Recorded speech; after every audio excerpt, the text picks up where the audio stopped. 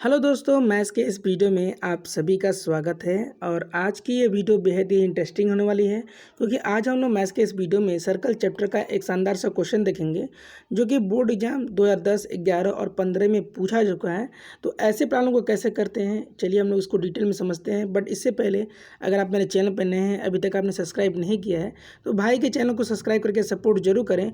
और वीडियो देखने के बाद आपको ये वीडियो जैसी भी लगती हो, प्लीज़ कमेंट सेक्शन में ज़रूर बताइएगा। तो चलिए देखते हैं इस क्वेश्चन में क्या क्या इन्फॉर्मेशन दी गई है। एक ट्रेंगल एबीसी का डायग्राम आप देख रहे हो, और इस ट्रेंगल एबीसी के अंदर एक सर्कल बना हुआ है, और इस सर्कल का रेडियस जो है वो 3 सेंटीमीटर है। और जो साइड बीसी आप देख रहे हो, जो कि ट्रेंगल की साइड है, ये बीडी और डीसी दो सेक्शन में बटा हुआ है। बीडी 6 है और डीसी 8 दिया गया है। और इस ट्रेंगल का एरिया जो है वह 63 सेंटीमीटर स्क्वायर दिया गया है, जैसा कि यहाँ पे आप देख सकते हो, जिसको मैंने सर्कल किया हुआ है। तो आपको यहाँ पे ये पता करना है कि इस ट्रेंगल में जो साइड ए बी है उसका रिजल्ट क्या होगा। तो इसको निकालने के लिए सबसे पहले एक काम करिए कि जो ट्रेंगल के जो वर्टेक्स है ना, ए बी सी, आप क्या करो, इनको आप सर्कल के सेंटर ओ से कनेक्ट कर दो। तो सबसे पहले हम बी को ओ से कनेक्ट कर देते हैं। तो अगर हम बी को ओ से कनेक्ट करते हैं तो इस तरीके से आपको मिल जाएगा। फिर इसी तरीके से सी को ओ से कनेक्ट कर दो। तो ये जो है हमने सी को ओ से ऐसे कनेक्ट कर दिया, ठीक है। और ए को ओ से हमको कनेक्ट कर देना है। आई होप आपको इतना समझ में आ गया होगा। अब यहाँ से हम क्या कर रहे हैं, ओ से ई को मिला देते हैं, ठीक है। ध्यान रखना कि ये परपेंडिकुलर ही रहेगा। और ओ से एफ को मिला देते हैं, जो कि ये परपेंडिकुलर रहेगा। Got it.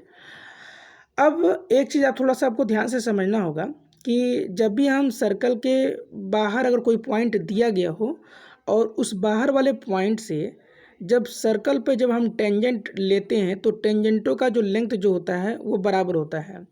तो अब देखो, सर्कल के बाहर जो पॉइंट है, एक तो ए है, बी है और सी है। तो बी और डी, ये जो बी डी जो देख रहे हो ना, ये बी डी क्या है, टेंजेंट है। उसी तरीके से बी एफ क्या है, टेंजेंट है। C D and C E tangent है, और ए एफ और ए ई टेंजेंट है। तो टेंजेंटों का जो लेंथ होता है वो बराबर होता है। तो अगर बी डी जो है 6 सेंटीमीटर है, तो मुझे ये बताइए कि बी एफ कितना होगा। तो बी एफ भी उतना ही होगा, 6 सेंटीमीटर के बराबर ही होगा। तो यहाँ पे आप 6 आप लिख लीजिएगा। उसी तरीके से अगर मैं पूछूं कि सी डी एंड सी ई जो आप देख रहे हो, ये दोनों टेंजेंट हैं। तो सी डी 8 है, तो सी ई कितना होगा, तो सी ई भी आपका 8 ही होगा, क्योंकि सर्कल के बाहर अगर पॉइंट दिया रहेगा तो जब टेंजेंट ड्रा करोगे सर्कल पे तो उनका लेंथ बराबर रहेगा। तो सी डी और सी ई बराबर रहेंगे। अब रहा ए एफ और ए ई, अब इनका लेंथ तो दिया नहीं गया है, लेकिन यहाँ पे ए एफ और ए ई ये भी दोनों क्या रहेंगे, बराबर रहेंगे। तो यहाँ पे जब नहीं दिया गया है तो वेरिएबल हम लोग रख लेंगे। ए ई को हम ऐसे मान लेते हैं एक्स, ठीक है। ठीक इसी तरीके से ए एफ को भी आप क्या मान लें, as A X. Got it. अब आपको ट्रेंगल का साइड ए भी निकालना है। तो इसको निकालने के लिए क्या करिएगा कि इस ट्रेंगल में आपको 3 ट्रेंगल दिखाई दे रहे होंगे। एक तो ट्रेंगल ओ बी सी, एक ओ ए सी और एक ओ ए बी। ये 3 ट्रेंगल के सेक्शन आपको दिखाई दे रहे होंगे। और इन तीनों का एरिया अगर आप प्लस करेंगे तो इसका जो एरिया जो होगा वो ट्रेंगल ए बी सी के होल एरिया के बराबर ही रहेगा। तो यहाँ पे हम लोग क्या करेंगे कि सारे ट्रेंगल के एरिया को ऐड करेंगे और बराबर किसके लिखेंगे, area of triangle A B C के बराबर लिखेंगे। तो यहाँ पे ध्यान रखिएगा कि area of triangle A B C जो है ये 63 इस तरीके से आप लिख लीजिएगा।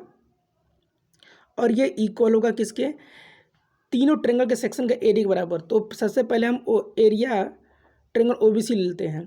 तो हाफ,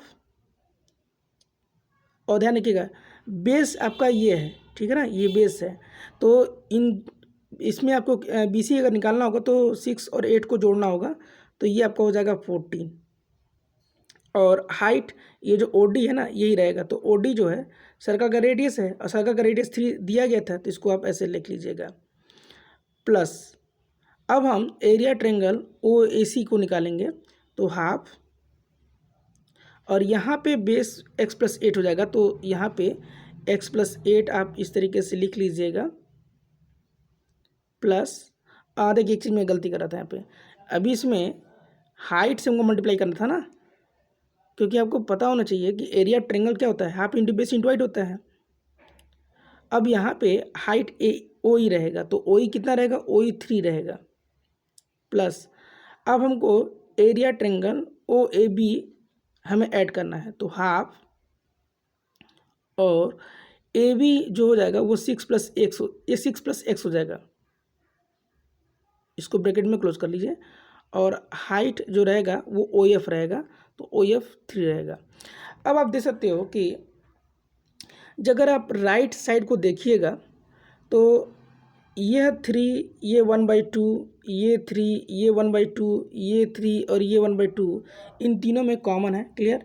तो 1/2 का मल्टीप्लाई 3 से करोगे तो 3/2 होगा, और ये 3/2 जो होगा इन तीनों पार्टों में, मतलब कहाँ कहाँ, यहाँ, यहाँ और यहाँ, इन सब में 3/2 जो होगा आपका कॉमन रहेगा। तो हम लोग यहाँ पे क्या करेंगे, 3/2 को हम लोग बाहर हम लोग निकाल लेंगे। तो ये हो गया आपका 63 इज इक्वल टू 3/2 हम कॉमन ले रहे हैं। अब यहाँ पे बिग ब्रैकेट बना करके जो चीज़ें जिनको हमने निकाला नहीं है उनको हम ब्रैकेट के अंदर रखेंगे, जैसे कि 14 आपका अंदर रह गया, प्लस x+8 आपका अंदर रह गया, और प्लस 6+x आपका अंदर रह गया। आई होप आपको इतनी चीज़ समझ में आ गई होगी। अब हम लोग जो है दूसरे प्लेस पे हम लोग कैलकुलेट करेंगे, लेकिन यहाँ कॉर्नर में थोड़ा सा जगह है, यहाँ पे मैं आपको बता देता हूँ। मैं यहाँ देखो, इस 14, 8 और 6 इन तीनों को अगर आप ऐड करेंगे तो 14, 8 22, 22 में 6 ऐड करोगे तो 28 हो जाएगा। तो 28 लिख लो। उसके बाद से x 2 बार आया है तो 2x लिख लीजिए, इसको आप इस तरह से ब्रैकेट से आप क्लोज कर लीजिए। बाहर 3/2 तो है ही है, इसको आप लगा लें, इज इक्वल टू यहाँ पे चूँकि पूरे का एरिया 63 के बराबर है तो लेफ्ट साइड में आप यहाँ पे 63 आप डाल दीजिएगा। आई होप आपको इतनी चीज़ समझ में आ गई होगी। अब इस हिस्से को हम क्लीन कर देते हैं, इस हिस्से को, ताकि जगह हो जाए कैलकुलेट करने के लिए। अब यहाँ पे देखो, यहाँ पे अगर आप इस 2 को हटाओगे तो ये जो है लेफ्ट साइड में आकर के मल्टीप्लाई हो जाएगा और इसका रिजल्ट हो जाएगा 126। तो 126 आप लिख लीजिए इज इक्वल टू, और 3 का मल्टीप्लाई 28 में आप चाहो तो मल्टीप्लाई भी कर सकते हो, लेकिन अगर आप इसको हटाते हो तो ये जो है 60 इसके 126 के नीचे जो है डिवाइडेशन के फॉर्म में चला जाएगा। तो यहाँ पे मैं डिवाइडेशन के फॉर्म में ले लेता हूँ मैं, और इधर राइट साइड में आपके पास जो है 28 + 2x आपका रह जाएगा। अब यहाँ पे देखो, इसको अगर हम लोग थोड़ा छोटा कर लें तो 126 जो होगा 3 से जब डिवाइड होगा तो ये आपका हो जाएगा 42 इज इक्वल टू, ये हो गया आपका 28 + 2x। 228 को अगर आप इधर भेज दो तो ये माइनस हो जाएगा। तो चलिए देख लेते हैं दूसरे पेज पे, तो 42 - 28 कर लेते हैं, और इधर आपका रह गया था 2x। इसको अगर सॉल्व करते हैं तो ये हो गया आपका 4, ये हो गया आपका as A 1 is equal to 2x, और x की वैल्यू अगर आप निकालते हैं तो 14 को 2 से डिवाइड करना होगा, जिसमें आपको 7 मिल जाएगा। तो यहाँ पे ये पता चल गया x की वैल्यू क्या हो गई, 7 हो गई।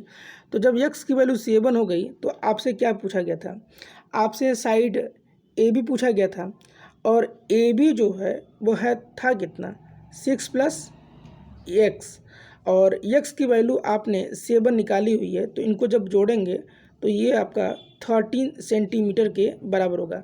तो ये तो ए बी के लिए हो गया।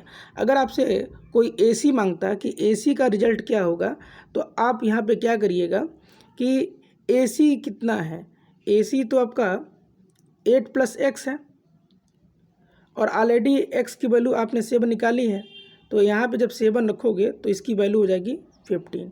तो आपकी ये वीडियो कैसी लगी प्लीज़ ज़रूर बताइएगा। मिलते हैं नेक्स्ट वीडियो में, तब तक के लिए जय हिंद जय भारत।